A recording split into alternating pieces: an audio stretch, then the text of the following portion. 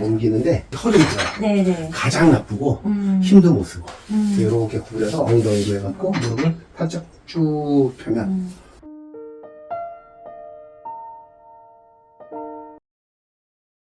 일단 자전거의 움직임이 네. 똑바로 간다라고 착각하시는 분들이 많아요. 일단 자전거라는 것은 페달로 추진력을 얻는데 페달을 밟으면 밟은 쪽으로 자전거가 기울 수밖에 없어요. 기울어진 쪽으로 핸들이 틀어지게끔 설계되어 있어요. 그래서 자전거는 페달 이렇게 밟으면 이렇게 기울면서 핸들은 이렇게 그래서 자전거가 이렇게 가요. 뒷바퀴는 똑바로 따라와도 앞바퀴는 이렇게 꼬불랑꼬불랑 하면서 가는 선수들 영상을 볼 수 있어요. 그리고 두 번째는 네. 페달을 꾹 밟으면 체중으로 자전거를 누르니까 자전거 타이어가 체중이 실리면서 찌그러졌다가 네. 계속 찌그러져 있지는 않겠죠. 그렇죠. 네, 그래서 다시 튕겨요. 네. 그래서 계속 페달링에 의해서 타이어가 찌그러졌다 펴졌다를 반복하면서 상하로 진동이 생겨요. 이게 처음에는 잘 모르겠지만 이 진동이 나중에 굉장히 큰 역할을 해요. 접지력도 잃었다가 좋아졌다가 하고 상하 리듬을 이용을 해서 코블스톤, 이렇게 비포장길 이런 데들도 안정적으로 갈 수 있고 선수들 보면은 루베길 이런 코블스톤인 데서는 뭐 상처 많이 쓰면서 페달링을 하고 네, 맞아요. 평지 갈 때는 그냥 곱게 네, 하고 네, 네. 이러한 것도 있어요. 이제 상하 진동에 의한 접지력을 계속 유지하거나 힘을 거기서 맞춰서 쓰는 거예요. 힘쓸 때도 내려갈 때 힘쓰는 것보단 올라올 때 힘쓰는 게 더 잘 내려가지죠. 잘 내려갈 때 그때가 이제 페달링 할 때 그 타이밍을 맞추는 거고 그리고 세 번째가 12시서부터 3시까지 꾹 밟을 때가 있고 네. 6시가 지나서 다시 페달이 쭉 올라올 때 이때 속도가 빨라졌다 느려졌다 빨라졌다 느려졌다 그래서 자전거가 이렇게 가요. 이렇게 가는 것 같잖아. 속도가 미세하게 빨라졌다 늦어졌다 타이어가 찌그러졌다가 펴졌다 그래서 앞뒤 움직임도 생기고요. 그래서 평로라에서 강하게 빠르게 스프린트를 치면 순간적으로 자전거가 평로라 앞으로 튕겨나가요. 이런 현상들이 계속 생겨서 앞뒤 움직임, 상하 움직임, 좌우 움직임 이 세 가지의 움직임이 나도 모르게 자전거에서 나타나는 거예요. 네, 그것을 요것이 조금 더 재현해서 활용을 해보자. 좀 힘을 빼고 페달링 하시다 보면 이 동작이 살짝 느껴져요. 상대방이 가만히 있을 때 세게 때리는 것하고 상대방이 올 때 때리는 것하고 에너지가 딱 모이면 훨씬 더 큰 힘이 만들어지거든요. 이것을 힘을 잘 빼는 동작을 연습하면 효과적으로 내 움직임하고 내 파워를 함께 사용할 수가 있어요. 가만히 앉아서 발로만 이렇게 밟는 느낌에서 내 체중으로 누를 수 있다면 훨씬 강력한 그 다음에 뭐 관성, 가속도, 뭐 역학법칙, 물리법칙 이런 것들이 우리를 도와주는 외력이에요. 몸에 힘을 빼고 하는 것이 굉장히 효율적인데 그런 연습들을 여기서 하자. 그리고 또 이제 현실적인 도움은 사실 안장통. 아까 이야기를 드린 것대로 상하 반동이 있었다면 그 반동이 타이어가 계속 그 충격을 흡수해주는 역할도 할 거고 그 충격에 의해서 튕겨나가면 몸이 뜰 거 아니에요. 근데 이 롤업에서는 그런 현상이 안 생기죠. 계속 고정되어 있으니까 엉덩이로 탄성이 계속 몰려요. 그러다 보면 엉덩이에서 느끼는 안장통이 그러니까 필드에서는 2시간 정도 타야 엉덩이가 좀 아팠다 라고 하면 여기서는 1시간 정도만 타도 엉덩이가 매우 아파요. 그리고 열도 말찰도 있고 충격의 열도 많이 나요.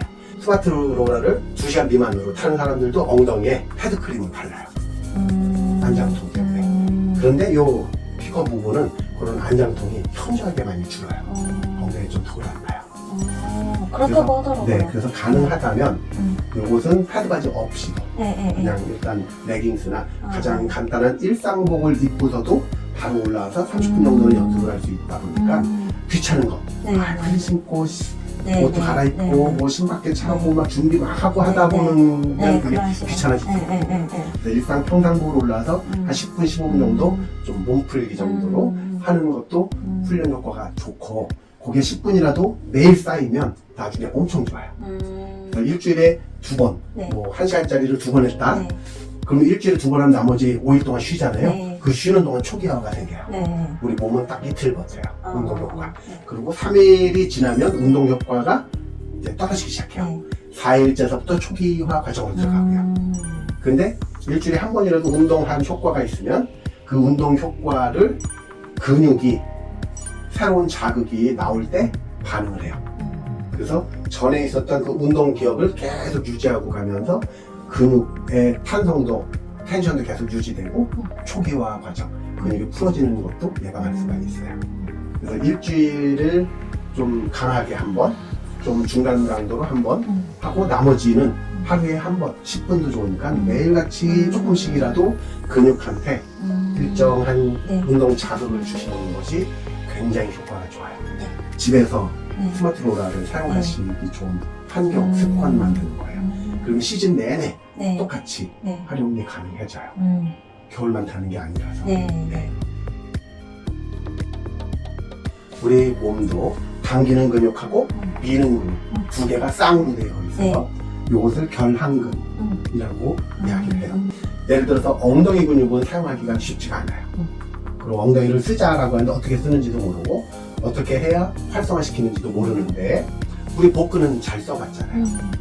복근을 잘 쓰면 그 뒤쪽에 있는 결항근, 허리에 있는 기립근, 네. 그리고 그 밑에 있는 엉덩이 근육, 네. 얘네들이 복근을 이렇게 당기면 이쪽으로는 당겼잖아요. 또 당기는 그 반대쪽, 그건 밀어져요. 오른쪽 한번 무릎 들어보실까요? 네. 네. 네. 오른쪽 무릎을 그냥 들은 거예요. 복근으로 들을 수도 있지만 네. 허벅지만 툭 들을 수도 네. 있고요. 네. 복근으로 들었다 그러면 무릎이 들어 올려졌을 때 어깨가 내려와요. 우리 온몸 일으키기 할 때처럼. 무슨 말인지 알겠어.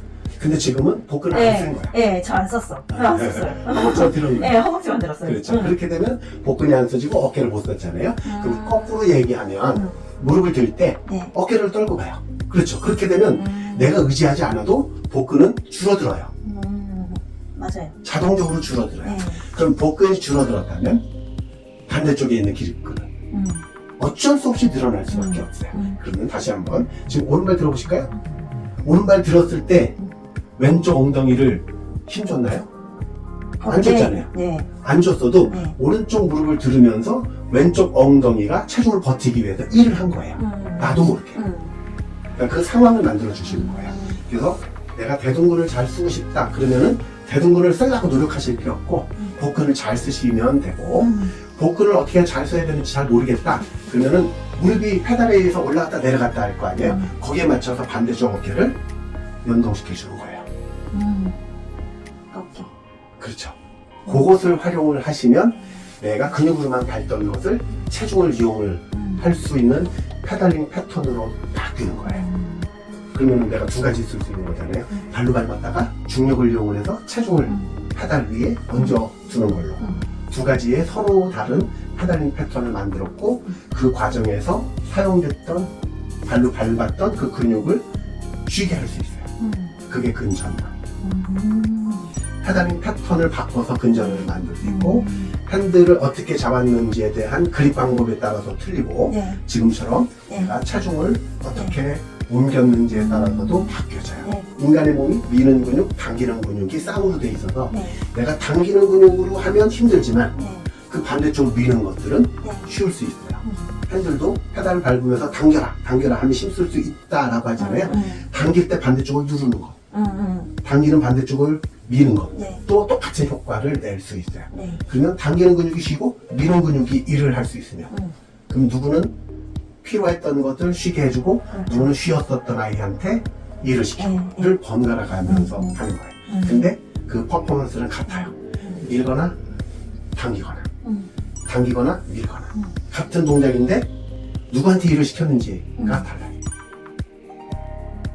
여기까지는 조금 이해되셨죠? 네. 네. 요것을 잘 하기 위해서 필요로 한 것이 피팅이 아니고 피팅은 세 번째 영역이에요. 그것을 잘 하기 위해서는 이제 첫 번째 영역 자세. 자세를 이제 좋게 만들어 드리는 거예요. 그 자세를 설명드리기 위해서 좀 복잡하지만 긴 설명을 드렸고 네. 첫 번째 올바른 자세를 갖추어야 네. 그 자세로 인해서 편안한 밸런스가 만들어져요. 밸런스가 있으면 편안함을 느낄 거고요. 네. 그 편안한 밸런스가 있어야 안정적인 무브먼트, 그렇죠. 움직임이 만들어져요. 거기가 2단계. 그 움직임이 안정되면 그 움직임을 내가 좀 더 빠르게 아니면 좀 더 강하게 아니면 좀 더 편하게 오르막을 잘할지 평지를 빠르게 갈지로 무브먼트가 퍼포먼스로 바뀌어요. 내가 원하는 퍼포먼스가 세 번째 단계. 그리고 그 퍼포먼스를 좀 더 강하게 만들지 편하게 만들지에 적합한 그 컨트롤을 하기 쉬운 그 피팅 값을 찾는 거예요. 잘못 보면 꼬랑지가 강아지를 막 흔드는 경우가 생겨요. 자세가 바뀌면 피팅 값도 저절로 편해지고 좋고 쉽게 되는데 네. 피팅 값을 바꿔서 꼬랑지로 네. 강아지를 막 흔들 경우는 잘 안 바뀌잖아요. 네. 좋은 자세 하나만 있으면 아까 말씀드린 대로 힘쓰기 좋은 자세, 힘 빼기 좋은 자세 이 두 가지에 대한 개념만 있으시면 피팅 값도 바뀌어요. 그러면 그 힘 빼기 좋은 자세가 메인이어야 되고 힘쓰기 좋은 자세는 언제 쓰냐면 피니시 라인 결승존 근처에서만 힘쓰기 좋은 자세로 힘을 몰아서 써야지 승부가 바뀔 거 아니에요. 결승선만 먼저 지나가는 사람이 무조건 1cm라도 먼저 지나가는 사람이 이기는 거예요. 네. 그러면 그때 먼저 지나갈 수 있도록 힘을 최대한 적게 쓰고 아껴서 피니시 라인까지 간 선수가 훨씬 유리할 거 아니에요. 네. 그럼 나머지 99%의 코스는 힘을 안 쓰고 힘 빼기 좋은 자세로 그 사람들을 쫓아가는 것이 가장 유리하잖아요. 네. 그래서 그 99%의 힘 빼기 좋은 자세, 편한 포지션들을 설명드리는 거예요. 네. 요것이 기준이 돼야 되고 그러면 그 다음에 힘 빼기 좋은 자세를 내가 활용하면 돼요. 그 힘 빼기 좋은 자세는 우리가 평생 동안 살아왔었던 이 직립보행, 중력의 영향을 받아서 중력 방향으로 걷고 중력 방향으로 힘쓰고 하면서 우리가 편안함을 느끼잖아요. 그 센서가 요 귀 안에 세반고리관 안에 그 센서가 딱 설정이 되어 있대요. 중력 방향으로. 거기서 조금이라도 이렇게 비틀어지면 요때부터 힘들어요. 이렇게 기울어도 불편해요. 그래서 똑바로 있을 때 편안함을 느끼게끔 되어 있어요. 이 몸은. 그 편안함을 자전거 위에서도 느낄 수 있도록 자세를 교정을 하는 거예요. 피팅값 바꾸지 않고 네. 내 팔다리 길이가 길어지지 않고도 네. 자세만 바꿔서 편한 자세, 좋은 자세로 만드는 거예요. 그것을 지금 해드리기 위해서 설명을 드린 거예요. 네.